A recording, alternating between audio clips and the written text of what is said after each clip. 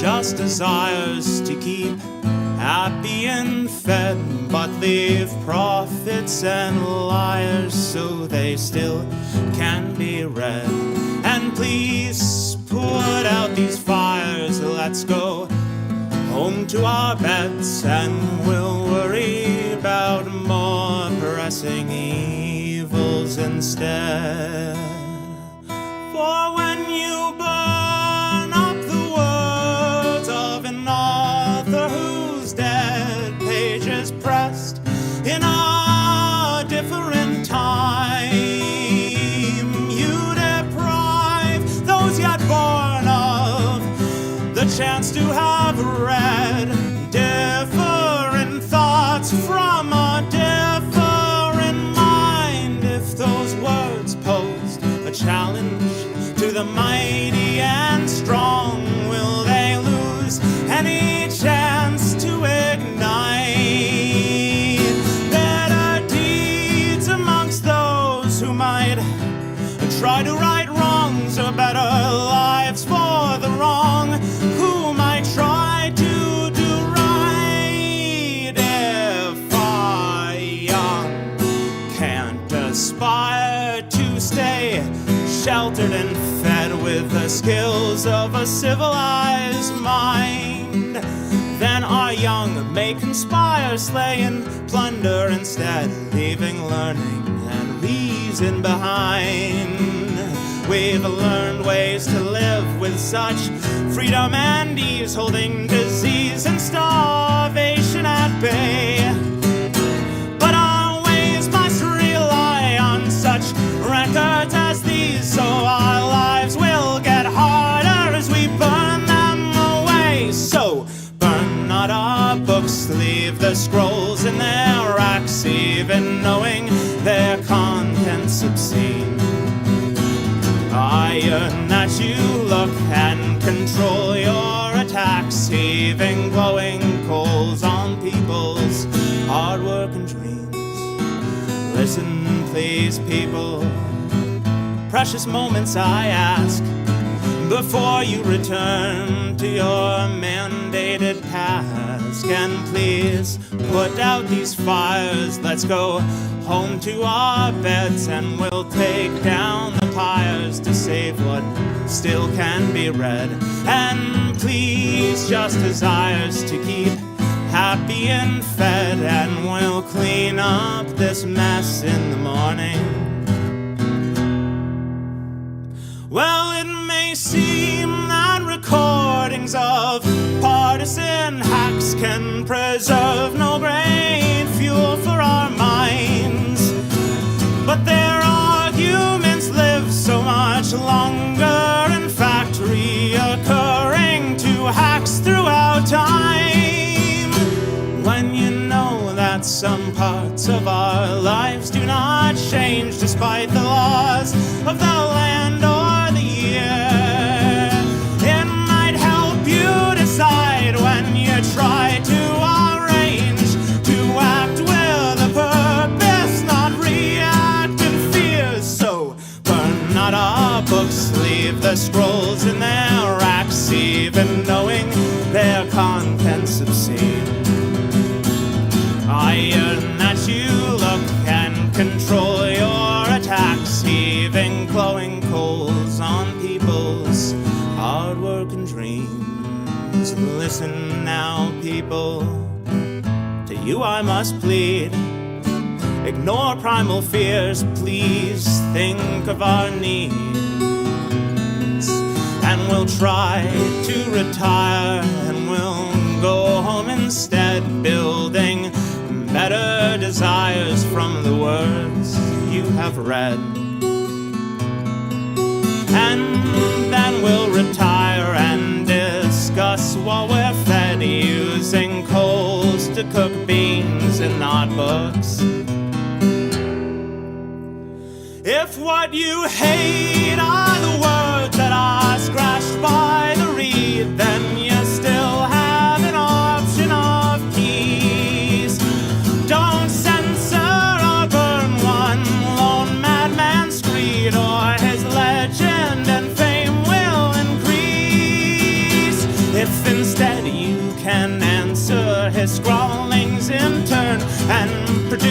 more reasoned retort, then people will listen and your ideas will have earned their place in the schools and the courts. Well, ideas are born well before the men they impel to destroy or refine what they see. So with me, poor Orwell, abhor the men who compel you to be as they want you to be. In your readings you may learn of people who claim to hold ethics and virtues most just, but they then needed neither to rob and to maim. They said that to be just we must do as we must. So burn not our books, leave the scrolls in their racks, even knowing their contents obscene. I yearn that you look and control your attacks, heaving glowing coals on a dead poet's dreams. Please drop your torch and just lend me your ear. I'm armed but with words, you have nothing to fear. Please work to inspire better thinking instead, building better desires from the words you have read. And when you retire and lay in your deathbed, well, you'll have no regrets in the end.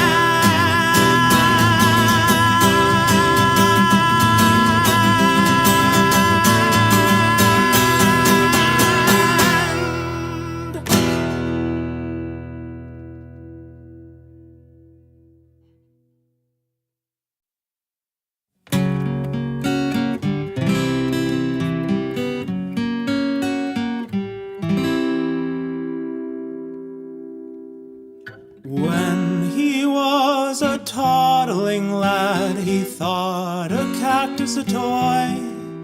When he reached out and grabbed in his hand, it was stabbed, dread terror replacing his joy. But he'd done of his own free will, he chose of his own free will. When he was tall as a suckling goat, around the cook fire he ran. When his foot twisted down and he fell to the ground, and he burned up and mangled his hand.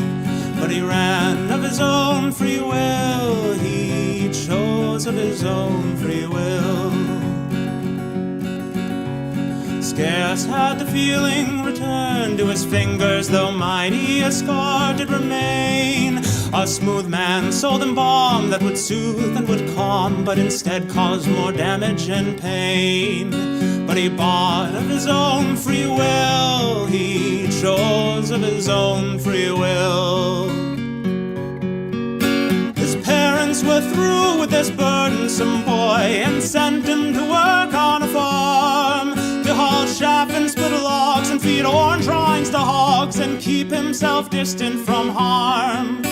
While other boys learned how to add or to spell, the boy toiled and labored all day, learning nothing of books or how wider worlds look. Folks shook their heads and did say he stayed dumb of his own free will.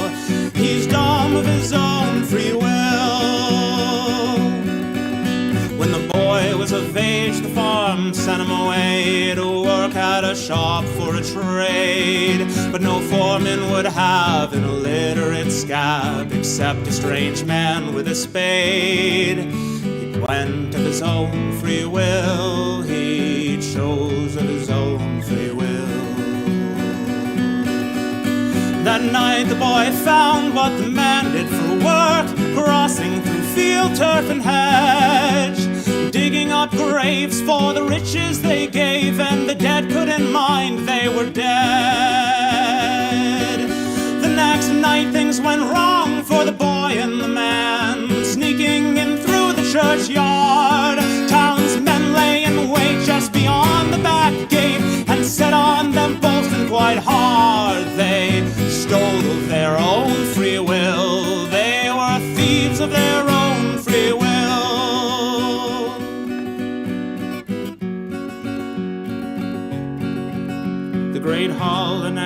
day saw them stand to be judged. Not a word said in either's defense. When the judge stood and cried, evil men all must die for such crimes, death is your recompense. You sinned of your own free will, you chose evil of your own free will.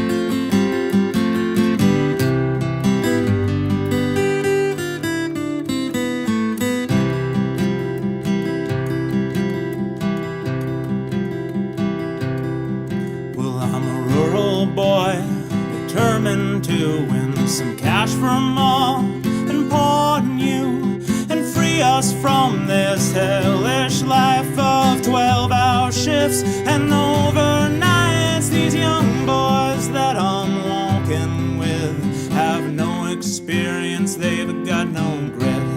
There's nothing keeping them ahead of me. It's a long walk, and it'll be a long time till we meet again. And until then, just remember what I said. It's a long walk, and it'll be the longer without you. And remember that I think of you every hour of every day.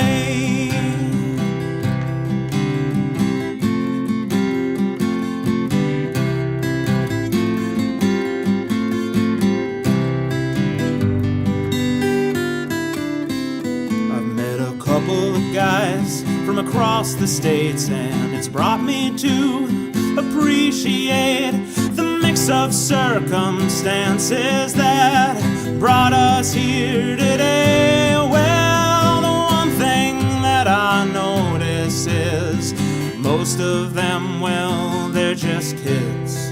They're about to figure out what a mistake they've made, 'cause it's a long walk, and it'll be a long time till I can stop. But until then, I'll keep marching home to you. Oh, it's a long walk, and it'll be the longer without you. And remember that I think of you every minute of every day.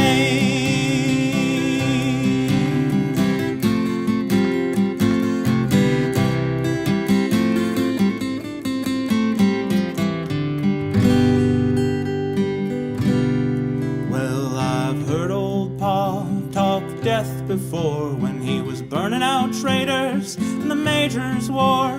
Well, it's one thing to be told a tale and the other to watch them boys that fell. The wardens without grief or doubt give just 3 strikes and then they're out and drag their bleeding corpses off the road.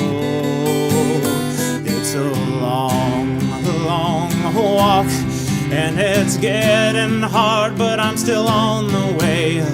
I'm a man who means the things I say. I'm coming home to you, and it's a long walk, and it'll be the longer without you.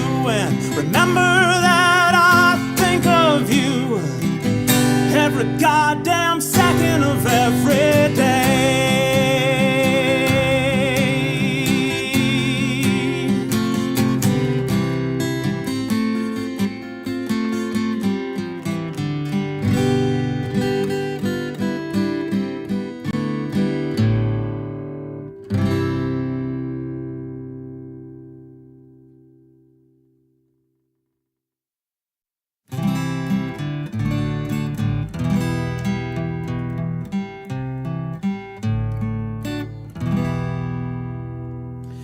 time of far antiquities, the first wizard laid a plan. A game of creativity soon spread throughout the land, of noble knights and hoary shades, of goblin spells and rings, wars to fight for glory made as far as one could think. To build a world inside a deck, no kingdom of your own. To meet with others you respect, a safer place than home. But this game had many moving parts that had to be maintained, and the caretakers with greedy hearts dreamt of riches to be gained. Machines re-geared to print more cards to meet increased demand. Unceasing commands to remand older standards left commanders who could not command. So with cardstock of tissue and clarity issue, spells fizzled and walls turned to dust. Shamans and sages lapsed into rages, seas sizzled, sickles and swords turned to rust. But these were just wizards playing a card game. Who cares if they suffer or fail? Why should they have a space to feel trusted and safe? You can make much more money selling straight through the mail. So let's drive to the Southlands and play in the Great Hall. For the decade those venues survive, until they're deprived of what they need to thrive. Wizards' towers to empower larger halls to serve all. 'Cause magic is not a thing one person owns, or a company, corporate or small. The first wizard denied a crown or a throne. He must know what he did for the better of all. So please, when you work on your quarterly plans, plotting your growth across time, more than just customers, more than just fans. People's well-being and sanity are on the line.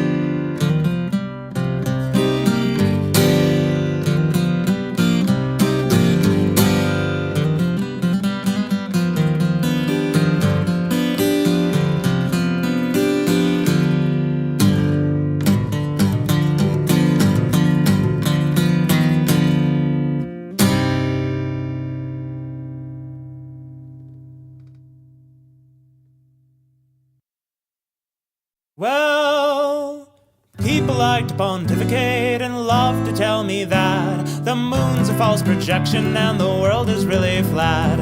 Things can't just be good or bad, there's no real way to know. And to say you have an answer is to let your privilege show. Well, the laws of physics stay the same, regardless how we feel. I hope you and I at least can cry, reality is real.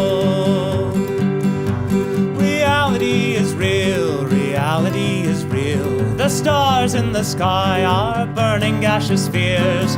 Math works alright and physics makes it clear that reality is basically real.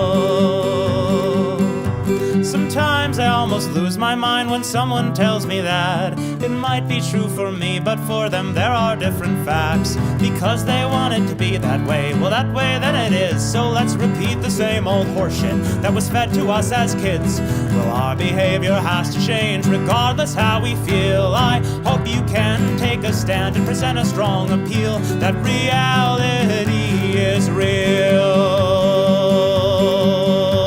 Reality is real, reality is real. The stars in the sky are burning gaseous spheres. Math works alright and physics makes it clear that reality is basically real.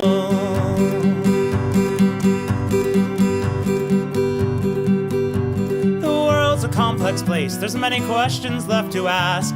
How God or Krishna made us and for what spiritual task?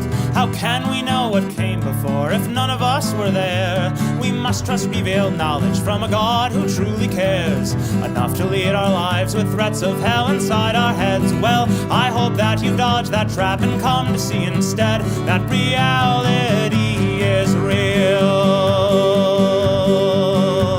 Reality is real, reality is real. The stars in the sky are burning gaseous spheres. Math works alright and physics makes it clear that reality is practically real.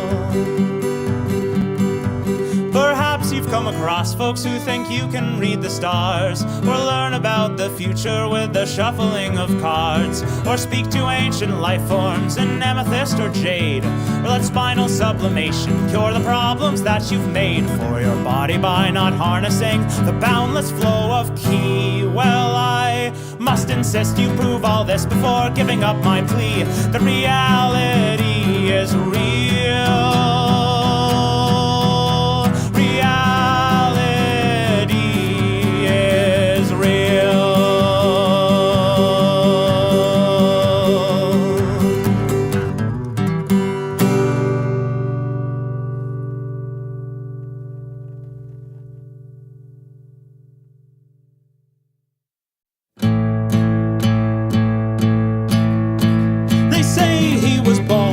Smoldering crater on the plains of a nameless backwater moon, raised in the wild but soon gang pressed by slavers to be bathed in a plan to cause innocence doom. But the child was cunning and resented the scheme, and prayed to the cosmos who spoke in his dreams, told him how to be free and cause his captors doom by breaking the airlocks in each of their rooms. And he hid in the bridge while they decompressed, and left with the travelers that he'd freed from duress. And he soared between comets and planetoids, hurtling through the vacuum of space. He united world governments no matter how paranoid, and provided a future for every sapient race.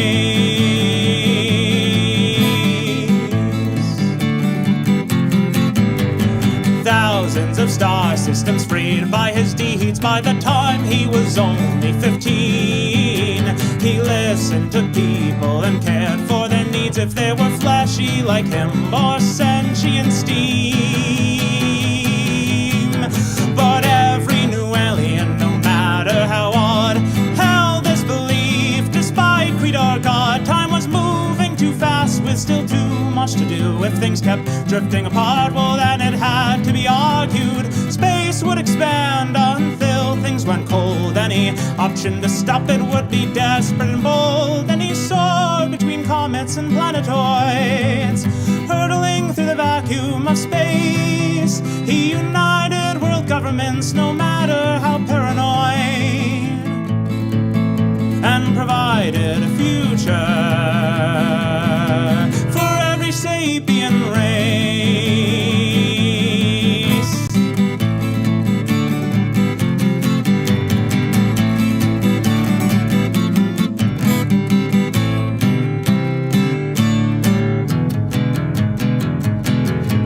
So the hero recalled his new friends and old allies in order galactic like never before. Planets and space stations all to be utilized to master reality, stop death at the door. We build the machine the size of a star. All scientists gather, no journey too far. The tasks are complete and we await the machine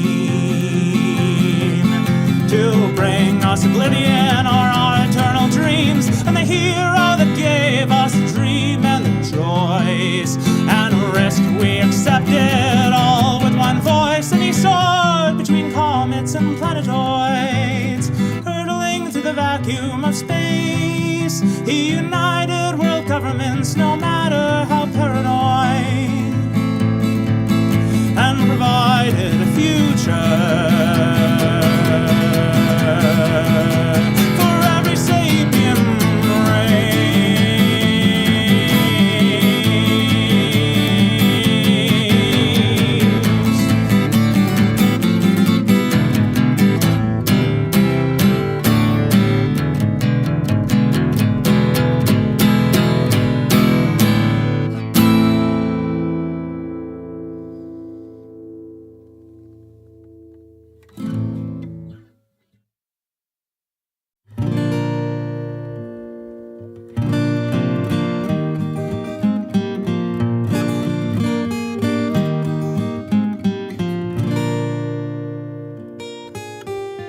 When I left, we both promised we'd wait while I worked the mines of Perseus 8. As I watched another worker get flayed and dismembered, much to my dismay, that's when I remembered near light speed travel expands local space-time. So 1 year for me is 12 years for you.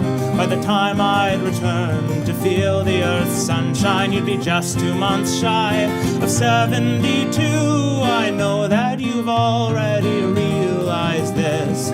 We were both quite young and dim, but I'm mining this plasma and clenching my fist to distract from the mold colonizing my skin.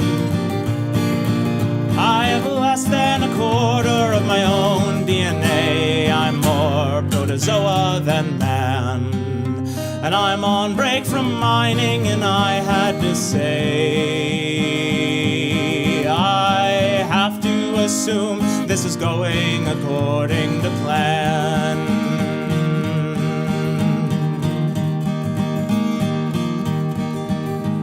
I feel quite the fool as I left in your name any credit I'd saved, if I live not to claim the pension I'd earned from the toil and grind of fighting off cave bats that feed on the mind, and digging for ore that howls in the gloom. As you carry it back, it whispers and hums, tells you dark tales of mayhem and conquest and doom. But you grow accustomed as you go numb. I know that you've already realized this.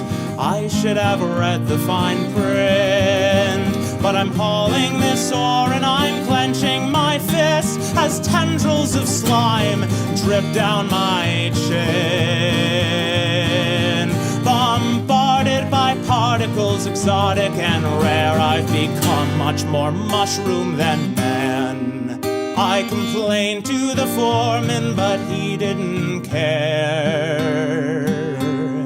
I have to assume this is going according to plan.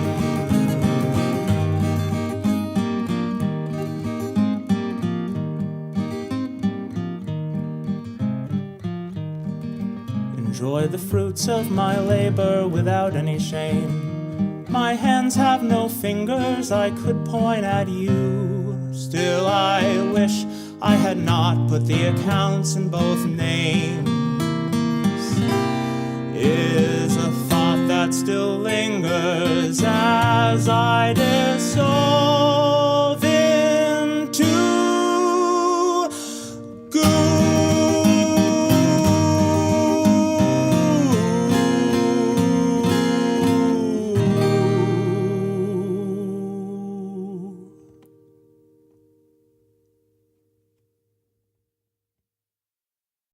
locked in an orbit of a typical kind, in as ordinary a system as you'd ever find, is a planet more strange than any mystical lore.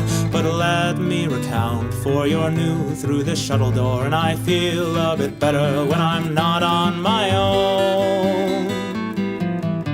When you